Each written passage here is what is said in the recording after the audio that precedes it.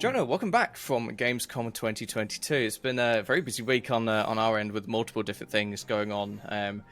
Obviously, I've just mentioned, there's several of our team at Gamescom, but on the releases side, we've had a few new things come to the site. We have a new purchase modal, we've got a new tools page, and for those of you who've been looking out for DMs from myself, a new way to submit your drops.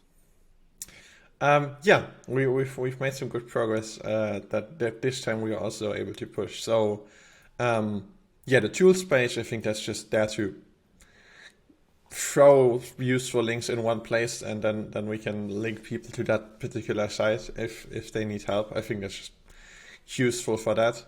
The new purchase model that's has been developed for the fiat-to-NFT solution. Now, the fiat-to-NFT solution isn't integrated in that model yet, but I think it's actually rather clear where that will be, because when you purchase it, right now you have a single choice, which is paying in Wax tokens. Obviously, that will soon be extended by a second choice, which will be paying with credit card and so on. And yeah, then the drop calendar drop submission is sort of, I think, getting phased in. I think that's probably the right way to say it. We can't just make the switch from one day to another, because then there will be no drops. But that's what we obviously want to move to in the future.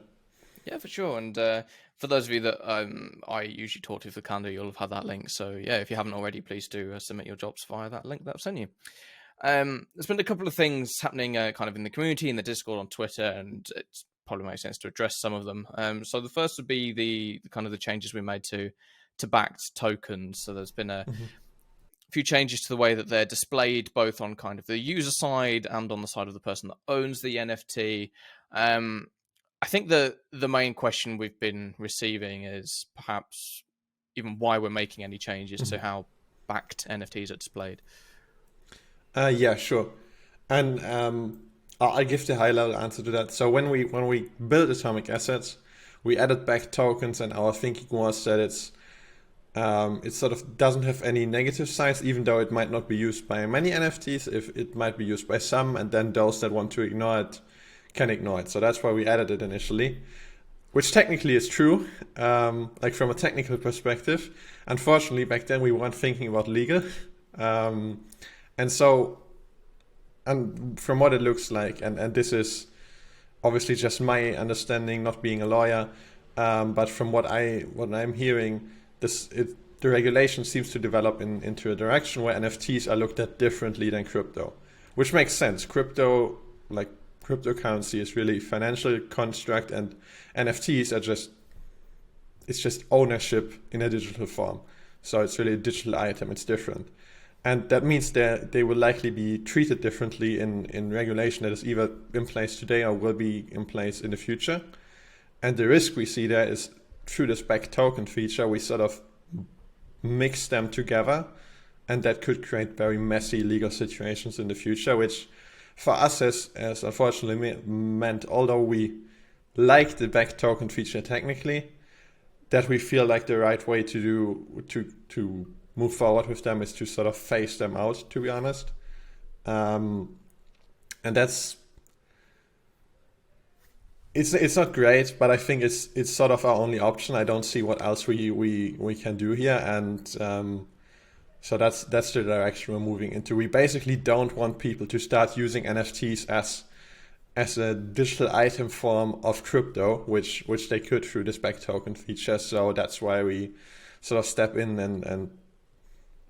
and phase that out from Atomic Hub. Yeah, I think that makes sense. As you said, it's unfortunate, and it's not something we really want to do. But if things look like they're heading in that direction, then I think it's I really hope that people understand, because it's not just trying to be evil. It's really just not seeing a different option.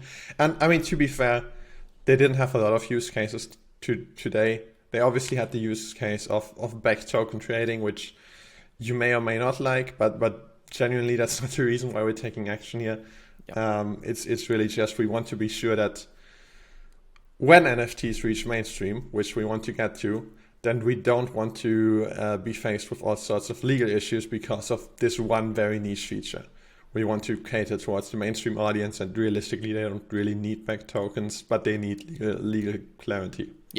Yeah, I think that's. I hope people kind of that makes sense. I think it makes sense to me. And at the end of the day, we're kind of looking out for our users and for our platforms. So there we go.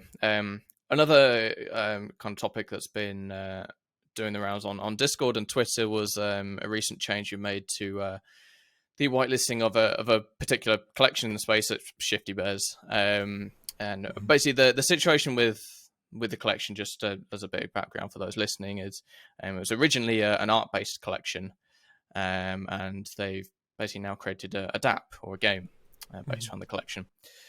And in our whitelist requirements, all game-based collections must have a company behind them. We think that makes sense. But the owners behind this collection basically refuse to kind of create a company. So our whitelisting team took the decision to de-whitelist the collection.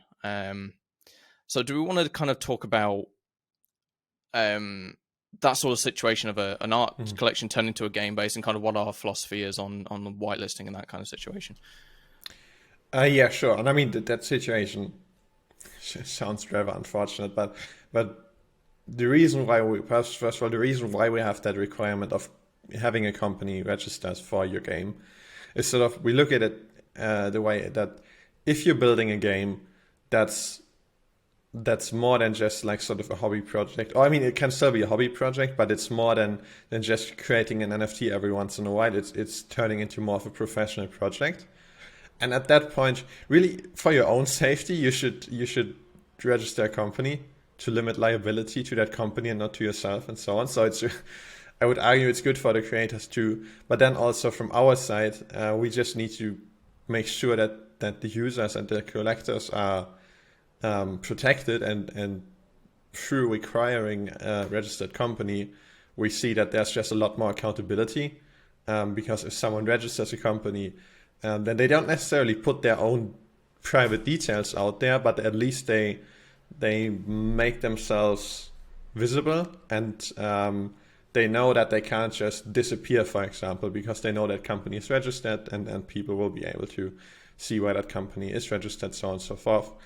And that's why we felt it makes sense to require that for game collections, and that's what we've been requiring for a while now, and for the most part that's been fine, and no one really has issues with that.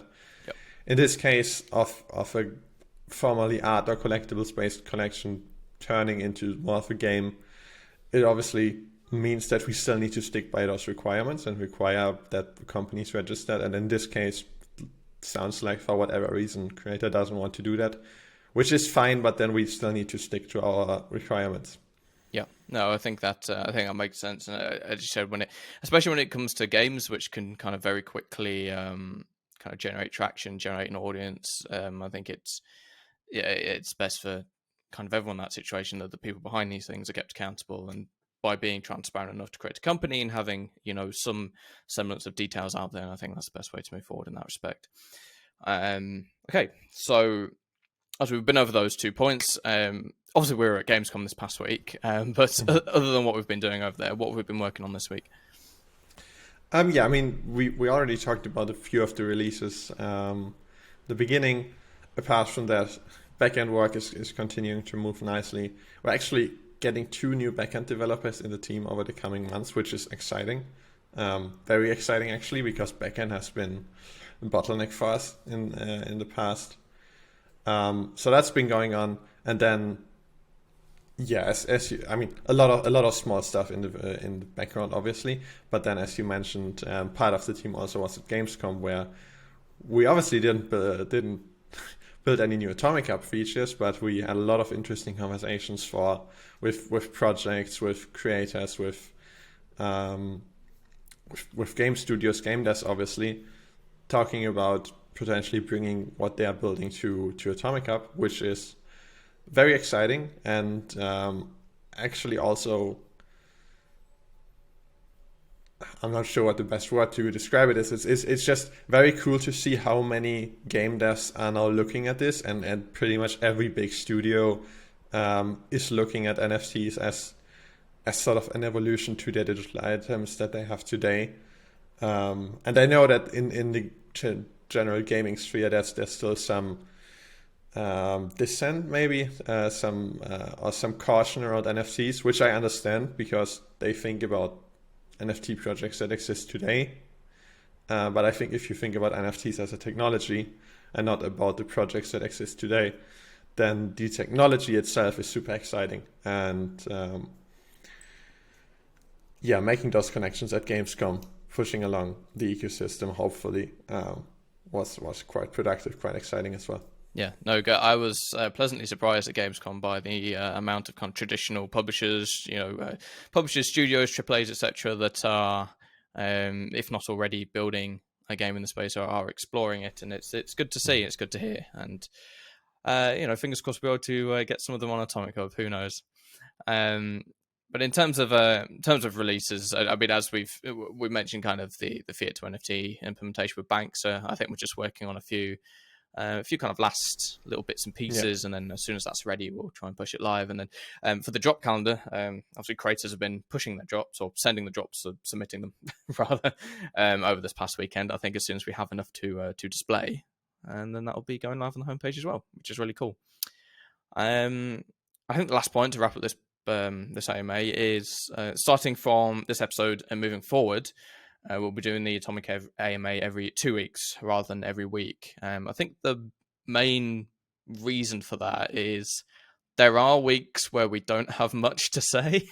Even though we're working on a lot and, there's a lot of things going on, there's not a lot we can say publicly other than we're still working on X or... And I think it just makes sense moving forward. And I think, like, a week isn't that long of a time frame. And sometimes I think you've already seen this in the AMA. Sometimes we have weeks with like 3 different big releases, but then sometimes we have stretches of 4 weeks in a row where we really don't have too much to talk about, which is totally fine because these big features need development time, and during that development time we can't share a lot. I think doing it every 2 weeks should hopefully still keep it recent and keep it sort of up to date, but also a bit more condensed. Yep. No. And you'll be able to see the next one in 2 weeks' time. And hopefully by then we'll have had a number of big things released, the fiat-to-NFT, drop calendar, all sorts of things. So, I hope so. A lot to look forward to, for sure. Okay, Jona, thank you very much for joining me this week. And I will see you in 2 weeks' time. Thank you. See you then.